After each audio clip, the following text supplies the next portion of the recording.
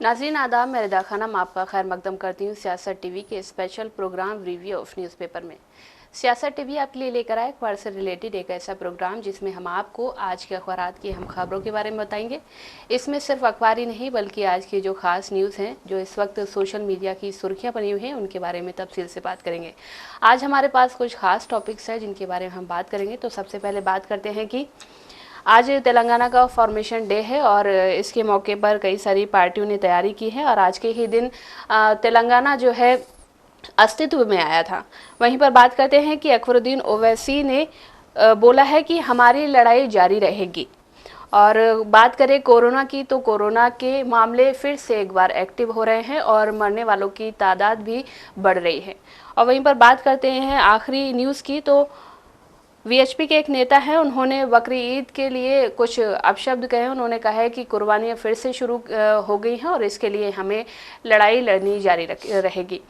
और इन सारी चीज़ों पर, इन सारे टॉपिक्स पर बात करने के लिए हमारे साथ मौजूद है हमारे साथ अरशद यासिर। आपका खैर मकदम है। शुक्रिया जी, तो सबसे पहले बात करते हैं कि आज के ही दिन 2 जून यानी कि 2014 को तेलंगाना जो है अस्तित्व में आया था और आधिकारिक तौर पर तेलंगाना का गठन इसी दिन हुआ था और इसी दिन इसकी स्थापना की गई थी। तब से आज तक तेलंगाना स्थापना दिवस के रूप में मनाया जाता है और तेलंगाना को अलग करने के लिए कई वर्षों तक आंदोलन चलाया गया था, लेकिन इसके बाद इसका गठन जो है संभव हो पाया। बिल्कुल सही। इसके लिए एक लंबी लड़ाई लड़ी गई थी और आज तेलंगाना फॉर्मेशन डे मनाया जा रहा है। इसको लेकर के तेलंगाना के मुख्यमंत्री रेवंत रेड्डी ने काफ़ी प्रोग्राम्स किए हैं। पहले गन पार्क में, उसके बाद फिर हमने देखा गन पार्क में कांग्रेस के जो एमएलएज हैं वो भी मौजूद थे, एमएलसीज भी मौजूद थे और उसके बाद फिर वो परेड ग्राउंड में एक प्रोग्राम चला, वहाँ जा रहे हैं। उसको लेकर के आज कुछ ट्रैफिक्स वो भी हैं, रिस्ट्रिक्शंस भी हैं कई जगहों पे।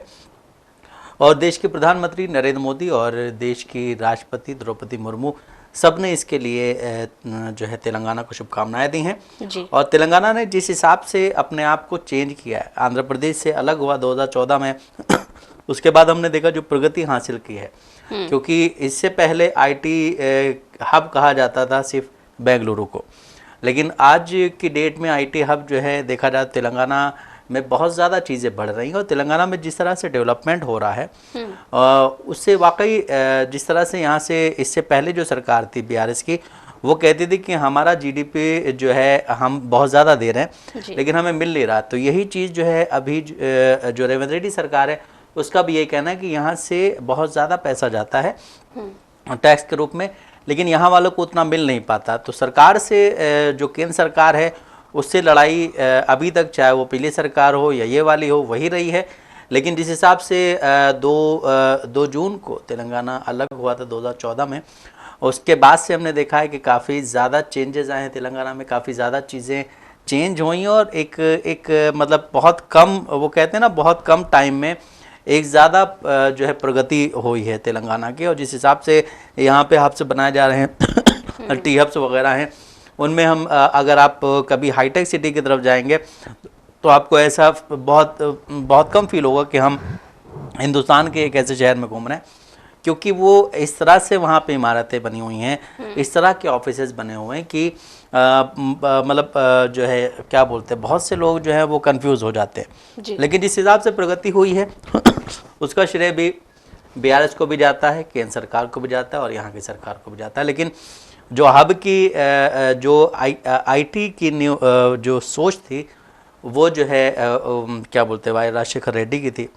उसके बाद फिर उन्होंने ख्वाब देखा था, चंद्रबाबू नायडू ने इस ख्वाब पे थोड़ा सा काम किया, देन फिर एक ये जो आंदोलन था ये तेज हो गया था, जिसमें के चंद्रशेखर राव जो थे उन्होंने भूख हड़ताल कर ली थी और उसके बाद काफ़ी लंबी भूख हड़ताल चली थी, हर जगह प्रोटेस्ट चल रहे थे अलग करने के लिए।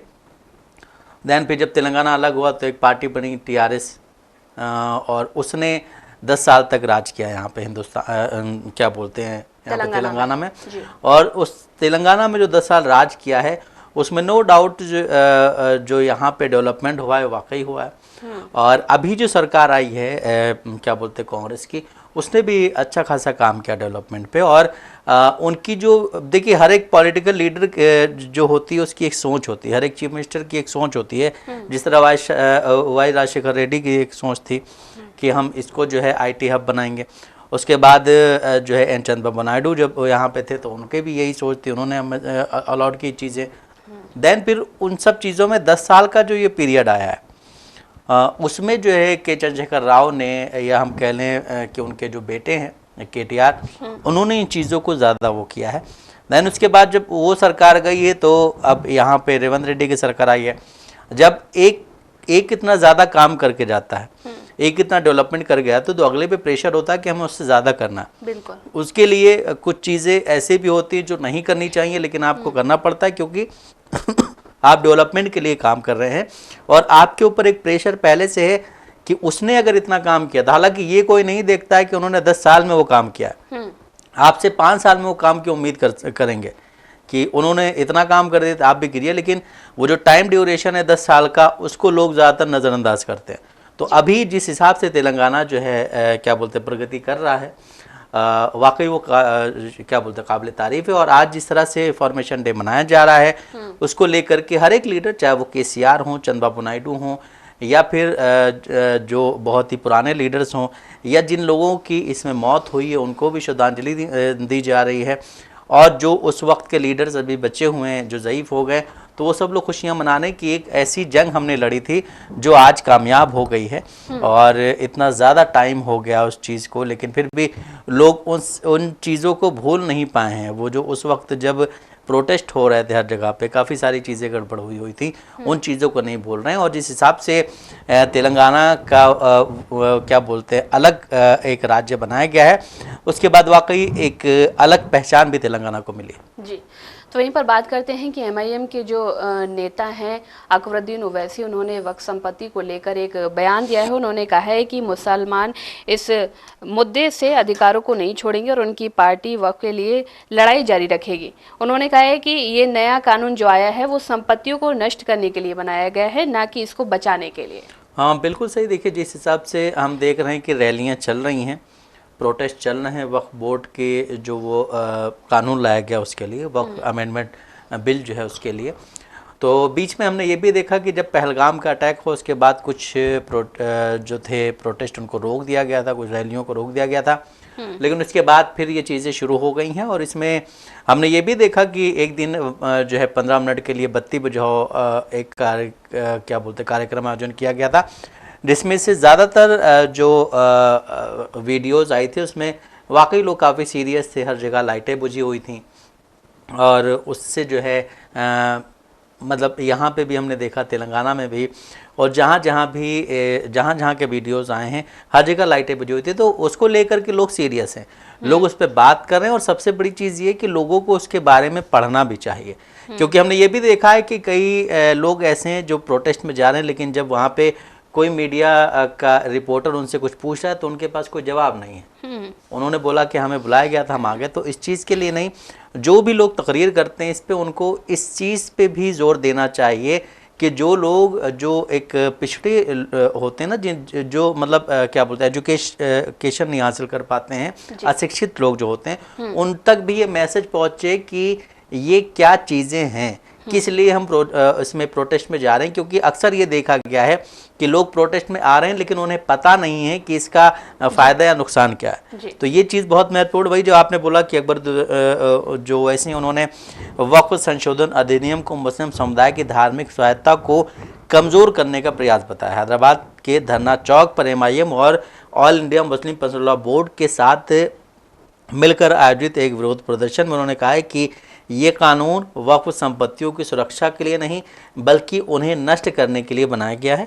उन्होंने वक्फ में गैर मुसलमानों को शामिल करने के प्रावधान की आलोचना की है।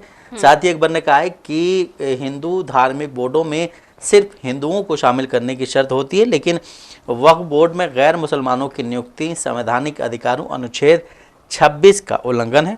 वक्फ संशोधन कानून, जिसे अब उम्मीद के नाम से जाना जाता है, इस कानून को भारत में वक्फ संपत्तियों के प्रबंधन और प्रशासन को और अधिक पारदर्शी, जवाबदेह और समावेशी बनाने के लिए लागू किया गया है। इसको लेकर के हमने देखा कि संसद में भी काफ़ी बहस हुई थी। उसके बाद फिर इसको लेकर के सुप्रीम कोर्ट में भी काफ़ी बहस हुई थी। जब पहले बार इस मुद्दे को सुप्रीम कोर्ट में ले जाया गया था तो हमने ये भी देखा था कि जो मतलब जो सरकार के वकील थे उनके पास जवाबात नहीं थे, उनके पास कोई जवाब नहीं था। एक दिन सुनवाई हुई, दूसरे दिन में थोड़े बहुत जवाब थे, लेकिन उस चीज़ को फिर डिले कर दिया गया कि जो संजीव खन्ना साहब थे हमारे सीजीआई पहले, उनको रिटायर होना था। उसके बाद फिर BR गवई साहब आए, उसमें भी चीज़ें काफ़ी चली और काफ़ी कुछ उसमें भी बयानबाजियाँ हुई, लेकिन इधर से भी जो है ठोस चीज़ें पेश की गई हैं। अब ये देखना है कि आगे सुनवाई में क्या चीज़ें होती हैं, लेकिन जिस तरह से वक्फ को लेकर के चीज़ें चल रही, हमने ये भी देखा कि कई जगहों पे इसको लेकर के एक जो प्रोटेस्ट होते हैं ना, इस तरह के प्रोटेस्ट जो होते हैं शांतिपूर्ण प्रोटेस्ट होते हैं। और हर जगह कहीं भी, मैंने इससे पहले भी ये बात बोली है कि जब भी कहीं पे प्रोटेस्ट हो तो उसका एक मैनेजमेंट होना चाहिए। एक साइड में एक चेन बना के आप चलिए कि कोई असामाजिक तत्व अंदर ना आ सके, बिल्कुल, क्योंकि ऐसा होता है कि कुछ असामाजिक तत्व अंदर आकर के उस पूरे माहौल को ख़राब कर देते हैं। वो जो आपका जो कॉज था, मतलब हम किस वजह से जा रहे हैं, वो कॉज कहीं ना कहीं भटक जाता है। जिस तरह मुर्शिदाबाद में हुआ था, अभी हमने देखा बंगाल में कितना ज़्यादा नुकसान हुआ, और नुकसान सिर्फ एक समुदाय का नहीं हुआ है वहाँ पे। जिस तरह से चीज़ों को पेश किया जा रहा है वो गलत तथ्य हैं। वहाँ के लोगों ने बताया है, कैमरे के सामने आके बताया है, मीडिया वहाँ पे गई है कि वहाँ पे दुकानें सबकी बर्बाद हुई हैं, सिर्फ एक समुदाय की बर्बाद नहीं हुई हैं। और जिस हिसाब से वहाँ पे क्या बोलते राजनीति चली, अभी कल भी हमने देखा कि देश के गृह मंत्री अमित शाह गए हुए थे, उन्होंने कहा कि यहाँ पे हिंसा बहुत हो रही है, और ममता बनर्जी को उन्होंने चैलेंज किया था कि आप बिना हिंसा के चुनाव करा के जीती, आपकी जमानत जब्त हो जाएगी। लेकिन वो हिंसा कराने वाले लोग कौन हैं? वो अब हमने अक्सर देखा है, जो बंगाल में जो लेडी डॉक्टर के साथ जो रेप केस हुआ था, उनकी जो हत्या हुई थी, उसके बाद जो भाजपा के नेता थे वो निकल गए थे रोडों पर, और हमने देखा था उस वक्त जो आगजनी की जो घटनाएं हुई थी, पत्थरबाजी जो हुई थी, उसमें जो लोग दिख रहे थे वो बखूबी सभी के सामने था। बिल्कुल, देखिए सबके सामने था, लेकिन आप मसला ये है कि सेंट्रल में बीजेपी की गवर्नमेंट है और आप उन पे कोई एक्शन नहीं ले सकते हैं। रीज़न ये कि अभी हमने देखा कि बंगाल में जिस तरह से एक लड़की थी जिसने हुज़ूर पाक सल्लल्लाहु अलैहि वसल्लम पे कुछ बोला था, उसको अरेस्ट किया गया, तो उसके खिलाफ चीज़ें चलने लगीं कि क्यों अरेस्ट किया गया, ये वो ब्ला ब्ला ब्ला, हमारे बोलने की आज़ादी जो है वो छीनी जा रही है वो। लेकिन वहीं जब कोई बोलता है तो उसको जेल में डाल दिया जाता है। अभी कई दिल्ली जब दंगे हुए थे उसके कई लोग अभी भी जेल में बंद हैं। शर्जील इमाम हो गए, उमर खालिद हो गए, और भी 2-3 लोग हैं जो बंद हैं। उनके बारे में कोई बात क्यों नहीं करता? ये धार्मिक नहीं, ये जो बोलने की आज़ादी है ये सिर्फ उन लोगों को है जो एक समुदाय को गलत ठहराते हैं। एक समुदाय, आपकी यहाँ पे पॉपुलेशन ज़्यादा है, आप यहाँ मेजॉरिटी में हैं, तो आप जो है जो माइनॉरिटी वाले लोग हैं उन पे इस तरह के कमेंट करेंगे। उसके बाद अगर कोई इस पर एक्शन लेता है तो आपकी तरफ से ये कहा जाएगा कि हम जो है बोलने की आज़ादी हमारी छीनी जा रही है।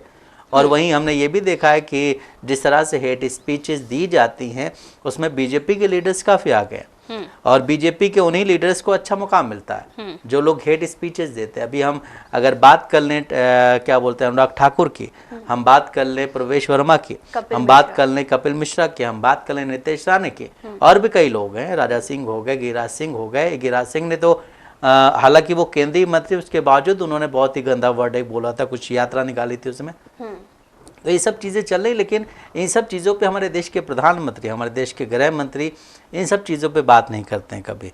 उनको जो है इन सब चीज़ों पे, अभी हमने देखा कि देश के प्रधानमंत्री ने भी स्पीच दी थी बंगाल में ममता बनर्जी के खिलाफ कि यहाँ पे जो है जो युवा है वो बेरोज़गार है, यहाँ पे जो है लोगों को अपनी क्या बोलते हैं सिक्योरिटी की चिंता है, यहाँ पे लोग अपनी जान बचाना चाहते हैं। लेकिन आपने बेरोज़गारी की बात वहाँ पे तो की है, लेकिन आप बेरोज़गारी की जो आपने नौकरियां देने की बात की 2014 में, उसके तहत आपने कितनी नौकरियां दी हैं, इसके बारे में कोई सवाल करने वाला नहीं। और सबसे बड़ी बात यह है कि हमारे देश के प्रधानमंत्री नरेंद्र मोदी जी जो हैं वो सिर्फ और सिर्फ भाषण देते हैं, वो प्रेस कॉन्फ्रेंस नहीं करते, वो इंटरव्यूज़ करते, उसमें भी सिलेक्टेड क्वेश्चंस पूछे जाते हैं उनसे। सिलेक्टेड कुछ देश के पत्रकार हैं जिनसे वो सिर्फ इस तरह की चीज़ें करते हैं, वरना आम जो और पत्रकार हैं जो सवाल पूछने वाले हैं उनको बहुत कम बुलाया जाता है। जी, आपने एक बात बोली यासिर कि जो अमित शाह है उन्होंने बोला था कि दीदी जो है बिना हिंसा के बंगाल में चुनाव जीत कर दिखाएं, लेकिन दीदी मणिपुर में नहीं है ना, दीदी मणिपुर में नहीं है, मणिपुर में सिचुएशन ऐसी ख़राब है कि वहाँ पे आप अभी भी सरकार बनाने के लिए लगे हुए हैं। आप वहाँ सरकार बनाने के लिए लगे हुए हैं, लेकिन अफसोस ये होता है कि आप वहाँ पे जो हिंसा फैली हो इसको मिटाने के लिए काम नहीं कर रहे हैं। तो इससे संदेश यही जाता है। आप देखिए, हम लोग जितनी भी बात कर ले रहे सिर्फ हम ही लोग नहीं, बहुत सारे ऐसे मीडिया हाउसेज हैं जो ईमानदारी से इन चीज़ों पे अपनी बातें रखते हैं, लेकिन उनकी बातों को सीरियसली लिया ही नहीं जाता है और मणिपुर पे कोई बात करना चाहता नहीं। आप देखिए मिनिस्ट्री मीडिया में जो दरबारी मीडिया जिसे हम लोग कहते हैं, उसमें आप देखिए कभी मणिपुर के मुद्दे पे बात नहीं होती है। मणिपुर में सरकार बनाएंगे 44 एमएलए को लेकर के, इस पे बात हो जाएगी, लेकिन मणिपुर की सिचुएशन क्या, उस पर बात नहीं होगी। मणिपुर के उस चीज़ पे बात हो जाएगी कि देश के गृह मंत्री अमित शाह जो है वो दिल्ली में बैठ करके एक क्या बोलते हैं वो कर रहे हैं, मीटिंग कर रहे हैं, लेकिन मणिपुर में क्या हालात हैं ओरिजिनल इसके बारे में बात नहीं होगी, क्योंकि वहाँ पे सरकार घिर रही है जी। और वहाँ पे सरकार घिर रही है इस वजह से कि एक बार तो आपने आप वहाँ पे सीएम थे, आपके सीएम थे एन बीरेन सिंह, जब ये हिंसा बढ़ी और ये हिंसा होने के काफ़ी टाइम के बाद वीडियोस वायरल हुए हैं, जब वहाँ पे जो है क्या बोलते हैं अपोजिशन ने इस पे आवाज़ उठानी शुरू की है, लेकिन आपने कुछ नहीं किया, आप बैठे रहे। उसके बाद फिर जब अपोजिशन लाने वाला था विश्वास प्रस्ताव, तो आप जल्दी में इस्तीफा देना पड़ा इन बीरेन सिंह को। अब फिर आप लगे हुए हैं कि 44 एमएलए हमारे साथ है, हम जा करके वहाँ पे सरकार बना लेंगे। लेकिन इन सब चीज़ों से पहले अगर इंसानियत के नाते भी सोचा जाए तो सबसे पहले वहाँ की जो हिंसा है, वहाँ की जो सिचुएशन है, उसको सॉल्व करना ज़्यादा इम्पॉर्टेंट है सरकार बनाने के अलावा। लेकिन यहाँ देश के प्रधानमंत्री, देश के गृह मंत्री अमित शाह कहते हैं कि हमें सत्ता से कोई मतलब नहीं है, मतलब हमें सत्ता नहीं चाहिए, लेकिन देश में ये चीज़ें होनी चाहिए। अगर कहीं पे भी अभी आप देखिए बिहार में इलेक्शंस हैं, अब बिहार में कितनी सारी परियोजनाओं का शुभारंभ शिलान्यास किया जा रहा है, और उसमें ये भी उसमें जो है ऑपरेशन सिंदूर को लेकर के कितनी सारी चीज़ें बोली जा रही हैं। मतलब आप जो है वो सेना का पूरा क्रेडिट ले रहे हैं, उसके बाद अगर अपोजिशन उस पर कुछ सवाल करता तो आप ये कहते हैं कि आप पाकिस्तान के साथ हैं। तो देश के प्रधानमंत्री, देश के गृह मंत्री या देश की सरकार जो इस वक्त एनडीए की, उसको यही नहीं पता है कि कहाँ पे क्या चीज़ का इस्तेमाल करना। और अभी अगर मणिपुर के बारे में बात कर लो तो कहेंगे कि आप सिर्फ एक ही चीज़ के पीछे पड़े रहते हो। अरे भाई, आप भी तो एक ही चीज़ के पीछे पड़े हो ना, ममता बनर्जी के पीछे पड़े हो। ममता बनर्जी ने खुद बोला है कि आके सामने फेस टू फेस डिबेट कर लो हमसे और अपना टेलीप्रॉम्प्टर लेकर के भी आ जाओ, हमें कोई मसला नहीं है, लेकिन आके डिबेट करो। तुमने जो यहाँ पे आपने बोला है देश के प्रधानमंत्री से, उन्होंने कहा है कि जो आपने यहाँ बोला है उस पर आप आके हम पे डिबेट कर लीजिए, हम पे जो इल्ज़ाम लगे हम उसका सामना करेंगे, बैठ के हम जवाब देंगे। बिल्कुल, आपने बात की कि दलाल मीडिया जो भाजपा के जो मुद्दे होते हैं, जो भाजपा के नेता होते हैं, जो लोग होते हैं, हमने देखा कि पिछले दिनों उन जो भाजपा के नेता थे, कुछ लोगों के ऐसे कृत्य सामने आए हैं कि वो देखने के लायक भी नहीं है, लेकिन मीडिया उस पर बात नहीं करती है। वहीं पर अगर दूसरे समुदाय का अगर कोई व्यक्ति होता है या दूसरे विपक्षी नेता हैं, उनका अगर इस तरह से कोई वीडियो आ जाए या कुछ भी हो जाए, उस पर वो लोग डिबेट करना शुरू कर देते हैं। और आपने एक बात बोली कि अमित शाह ने बोला कि हमें सत्ता से मतलब नहीं है। अगर आपको सत्ता से मतलब नहीं है तो आप जो है, जब पहलगाम का हमला हुआ था तो प्रधानमंत्री नरेंद्र मोदी दूसरे दिन बिहार क्यों पहुंच गए? देखिए, हमने ये नहीं कहा कि उनका ये कहना, उनका ये मतलब ये वो बताना चाहते हैं कि हमें कोई मतलब नहीं सत्ता से, हमें देश के लिए काम करना है। अगर देश के लिए काम करना है तो आपने अभी तक मणिपुर में काम क्यों नहीं किया? अगर देश के लिए काम करना है तो बहुत सारे ऐसे काम हैं जो आप नहीं कर रहे हैं अभी तक। अभी अब फिर वही चीज़ें वापस आती हैं कि पहलगाम में आतंकी हमला हुआ, 26 लोगों की मौत हुई, उसके बाद देश के प्रधानमंत्री सर्वदलीय बैठक में नहीं गए, ना पहलगाम गए, ठीक है। बिहार से जाकर के उन्होंने इंग्लिश में जो है चेतावनी दी थी।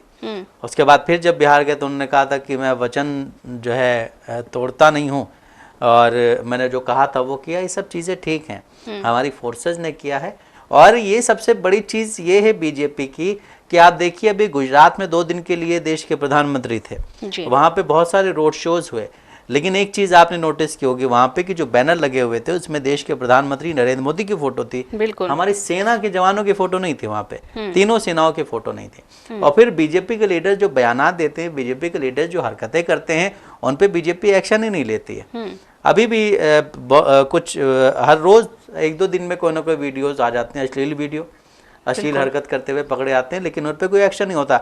और यही जो है दरबारी मीडिया, उन पे कोई एक्शन नहीं लेती। अभी एक वीडियो आया था जिसमें एक मंदिर में 5 साल की बच्ची के साथ एक आदमी जो था वो गंदी हरकत कर रहा था। उसकी चीख सुन करके उसके जब परिजन वहाँ पहुँचे तो उस लड़की को उठाया और दर्द से परेशान थी 5 साल की बच्ची। उस पर किसी भी दरबारी मीडिया ने कोई सवाल किया होता आप बता और जो मध्य प्रदेश में जो महिला के साथ मध्य बलात्कार प्रदेश हुआ में था, महिला के साथ उनकी हुआ मौत है, हो गई थी। मौत हो गई, लेकिन इन सब चीज़ों पे बात नहीं होती है।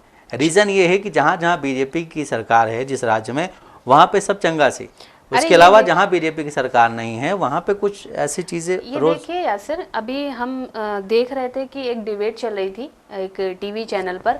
उसमें एक भाजपा के नेता हैं प्रेम शुक्ला, तो उन्होंने जो एक कांग्रेस को जो नेता हैं सुरेंद्र राजपूत, उनकी माँ के बारे में और उनके पिता के बारे में अपशब्द बोले थे। ये देखिए, ये आपकी ये पूरी पार्टी की मानसिकता ये दर्शाती है। पूरी पार्टी किस तरह से अभी हम देख रहे हैं, जिस तरह से वीडियोज़ वायरल हो रहे हैं, चैट्स वायरल हो रही हैं, फ़ोटोज़ वायरल हो रहे हैं, और उनकी ज़बान से जो चीज़ें निकलें वो सब चीज़ें देखी जा रही हैं, और इससे एक पार्टी की छवि और ख़राब हो रही है। लेकिन मसला ये है कि ख़राब छवि को दिखाने वाले लोग बहुत कम हैं हमारे पास, और ये जो ख़राब छवि है ये बहुत कम सर्कुलेट होती है। वहीं अगर देश के प्रधानमंत्री नरेंद्र मोदी कुछ बोल देते हैं, टेलीप्रॉम्प्टर से कुछ गलत बोल देते हैं, तो उस पर जो है इतना ज़्यादा वो नहीं होता। लेकिन अगर राहुल गांधी कुछ ऐसा बोल देते हैं या कोई भी अपोजिशन लीडर कुछ ऐसा बोल देता है तो बहुत जल्दी वायरल हो जाता है और उसका मजाक उड़ाया जाता है। जी, तो बात करते हैं कि इस साल के आखिर में बिहार में जो है विधानसभा चुनाव होने वाले हैं, और इस वक्त बिहार विधानसभा चुनाव को लेकर एक न्यूज़ आई है। उसमें कहा गया है कि बिहार में 3 चरण में चुनाव हो सकते हैं, और ये तैयारियां जो है छठ पूजा को लेकर जो है ध्यान में रखकर की जा रही हैं, और कहा जा रहा है कि जो छठ पूजा है वो आने वाली है और उसको ध्यान में रखकर ऐसा जो है निर्णय लिया गया है। बिल्कुल, देखिए जिस तरह से बीजेपी के लीडर्स का वहाँ पे दौरा है, देश के प्रधानमंत्री वहाँ पे जा रहे हैं और सारे लीडर्स को वहीं ज़्यादातर काम पे लगा दिया गया है, और जिस हिसाब से नीतीश कुमार की हालत है उसको देख करके ही लगता है कि बीजेपी सत्ता में आएगी, और बीजेपी सत्ता में आते ही नीतीश बाबू का क्या होगा इसके बारे में कोई अभी अता पता है नहीं, क्योंकि बीजेपी ने अभी तक उस तरह के पत्ते खोले नहीं अपने जी। और बिहार में जिस तरह से आपने बताया कि 2 से 3 चरणों में चुनाव हो सकते हैं, और छठ और दीपावली को ध्यान में रखते हुए चीज़ें की जा रही हैं। तो पहले से ही था कि अक्टूबर नवंबर में चुनाव होने हैं। अब वो डेट अभी फाइनल हुई नहीं, बस ये एक खबर आई है कि 2 से 3 चरणों में चुनाव हो सकते हैं। छठ को और दीपावली को ध्यान में रखते हुए सब चीज़ें की जा रही हैं। तो अब देखना ये कि इलेक्शन कमीशन कब डेट अनाउंस करता है, नोटिफिकेशन आता है, और उसके बाद फिर इलेक्शन कमीशन किस तरह से चुनाव कराता है। क्योंकि अपोजिशन का यही इल्ज़ाम रहता है कि जिस तरह से महाराष्ट्र में हुआ, दिल्ली में हुआ, हरियाणा में हुआ कि अचानक से वोटर्स बढ़ गए जी, और उसको लेकर के काफ़ी सारी चीज़ें चली, सुप्रीम कोर्ट में भी मामला गया, लेकिन अभी तक उन पर कुछ भी कार्रवाई नहीं हो पाई है। क्यों नहीं हो पाई इसका अभी पता नहीं है। लेकिन एक चीज़ और मैं ये कहूँगा कि अपोजिशन लीडर्स की सबसे बड़ी गलती ये रहती है कि उस मुद्दे को भूल जाते हैं बहुत जल्दी भूल जिस तरह से हमने देखा कि जब महाराष्ट्र में चुनाव हो रहा था तो राहुल गांधी, सुप्रिया सूले, संजय राउत, इन तीनों ने बैठ करके प्रेस कॉन्फ्रेंस की थी। उस प्रेस कॉन्फ्रेंस में वोटर लिस्ट और फर्जी वोटर्स को लेकर के बात की गई थी। लेकिन आपने उसके बाद देखा है कभी बात हुई है? जब जब देश में चुनाव का माहौल होता है, जब चुनाव की डेट्स अनाउंस कर दी जाती है, उसके बाद ये लोग एक्टिव होते हैं। लेकिन वहीं अगर बात की जाए बीजेपी की, वो एनी टाइम एक्टिव रहती है उसमें, और अपोजिशन में ये फ़र्क है। बिल्कुल। वहीं पर बात करते हैं कि कुछ ही दिन में बकरीद आने वाली है, और उसको लेकर जो हिंदू संगठन है वो एक्टिव हो गए हैं, और वहीं पर विश्व हिंदू परिषद ने जो है बकरीद पर होने वाली कुर्बानी को लेकर पशु क्रूरता से जोड़ते हुए इसका विरोध शुरू कर दिया है। विश्व हिंदू परिषद के सदस्य डॉक्टर राजकमल गुप्ता ने कहा है कि पशुओं की कुर्बानी से सड़कों पर गंदगी फैलती है, नदियों में खून बहता है, जिससे पर्यावरण दूषित होता है।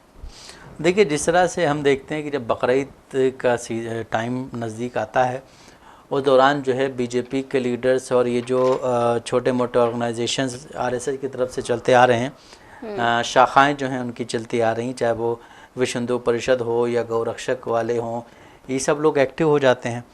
और एक्टिव होने के बाद कुछ लीडर्स भी बीजेपी के ऐसे हैं जो एक्टिव हो जाते हैं ऐसे टाइम पे। अभी हमने देखा कि जिस तरह से हैदराबाद से जो बीजेपी के गोशा महल से विधायक हैं राजा सिंह, वो गाड़ी से निकले अपने पूरा छानबीन करने के लिए। और सबसे बड़ी गलती यहाँ पे पुलिस वालों की है कि आपकी फोर्स क्या कर रही है जी। और यहाँ की सरकार है कि आप ऐसे लोगों को रोक क्यों नहीं लेते हैं। ये ऐसे लोग सांप्रदायिक तनाव फैलाने वाले काम कर रहे हैं। जिस तरह से राजा सिंह ने बयान दिया था, उस बयान का समर्थन प्रज्ञा ठाकुर ने किया था। हमने सर बैठ के बात की थी पिछले दिन कि तुम्हारा धर्म अगर जो है पशु काटना है तो हमारा धर्म तुम्हें काटना है। तो सीधे तरीके से आप धमकी दे रहे हैं, उस धमकी के बाद आप पे कोई एक्शन नहीं लिया जाता है। तो ये सब चीज़ें क्या बोलते हैं, राज्य सरकार को करनी चाहिए। और राज्य सरकार को चाहिए कि ऐसे बयानबाजी करने वाले लोगों पे कार्रवाई की जाए। और जिस हिसाब से हमने ये भी देखा कि लोग कहते हैं कि क्या बोलते हैं, प्रदूषण बढ़ता है, तो इसके लिए भी ख़ास मुसलमानों को एक चीज़ है कि इस चीज़ का ख्याल रखना चाहिए कि जो भी चीज़ें गंदगी निकलती है उसको आप अपने घर के बाहर मत रखिए, उसको आप ले जाके जो है क्या बोलते हैं फेंकिए कहीं जाके साइड में, जहाँ पे लोगों का आना जाना कम होता हो। तो ये भी गलती होती है कभी, और मतलब ये देखा जाता है, कोई ढकी छुपी बात नहीं है कि भाई इस समाज में, इस देश में सारे मज़हब के लोग रहते हैं, कुछ खाते हैं कुछ नहीं खाते हैं, और स्मेल से तो सभी को प्रॉब्लम होती है ना।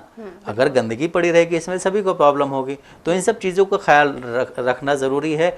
और वीडियोस को, फ़ोटोज़ को जो कुर्बानी के टाइम की होती हैं उसको वायरल ना किया जाए, क्योंकि ये सब चीज़ें दिखाने के लिए नहीं होती, ये आपकी और उसके दरमियान चीज़ें होती हैं। अगर आप इन चीज़ों को वायरल करेंगे तो उससे जाहिर है कि लोगों को अब वो वायरल होते हुए कहाँ तक पहुँच जाए, किसी को पसंद है किसी को नहीं पसंद है, तो उससे फिर एक अलग चीज़ पैदा होती। उसी से रिलेटेड ये जो लोग बोल रहे हैं आज की क्या बोलते हैं बकरीद पे बकरे कुर्बानी नहीं होनी चाहिए, वो वगैरह वगैरह, तो वो यहाँ से और ज़्यादा एक्टिव हो जाते हैं फिर। जी। तो जैसा कि नाजरीन आपने देखा कि हमने आपको ख़ास खबरों से रूबरू कराया है। ऐसी ज़रूरी खबरों से रूबरू होने के लिए हमारे साथ इस प्रोग्राम से जुड़े रहें। और अगर आपकी इस प्रोग्राम से रिलेटेड कोई भी राय है तो हमें कमेंट बॉक्स में ज़रूर लिखें। इसी के साथ हमारा प्रोग्राम ये ख़त्म होता है। मुझे और मेरे साथी अशर यासिर को इजाज़त। आप बने रहें सियासत टीवी के साथ। अल्लाह हाफ़िज़।